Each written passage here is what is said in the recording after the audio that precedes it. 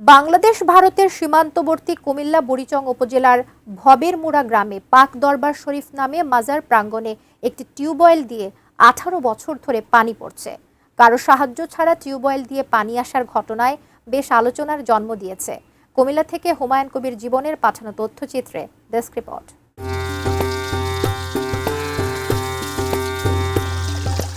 স্থানীয়দের মাঝে কৌতূহলের শেষ নেই।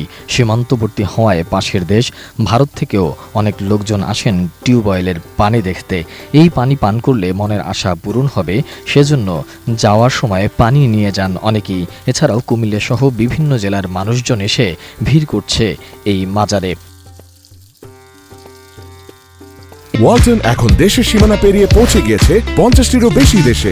ওয়ালটন, ঘরে ঘরে বিশ্বজুড়ে। এই মাজারটি বর্তমানে খাদেম মাওলানা কাজী দিদারুল হক জানান, এই মাজারে যিনি সমাহিত আছেন তিনি একজন পীর, তার নাম কাজী আব্দুল আলী। শতবর্ষী এই মাজারের সুপেয় পানির অভাব ছিল।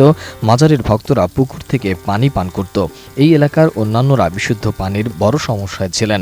18 বছর আগে বুড়িচং উপজেলা প্রশাসনের সহায়তায় এই মাজার প্রাঙ্গণে একটি টিউবওয়েল স্থাপনের জন্য পাইপ বসানো হয়।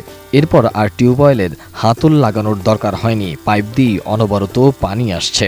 প্রায় 100 বছরের উপরে পুরাতন একটা দরবার এটা।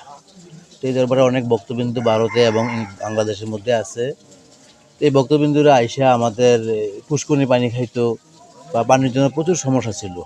বিভিন্নভাবে আমরা চেষ্টা করছি, পানির কোনো জায়গা থেকে পানির উৎস পাইলাম না। শেষ পর্যন্ত সরকারি একটা টিউবওয়েল আমরা বসানোর জন্য বুড়িচং অফিস থেকে জমা করে আমরা একটা টিউবওয়েলের ব্যবস্থা করলাম আর কি।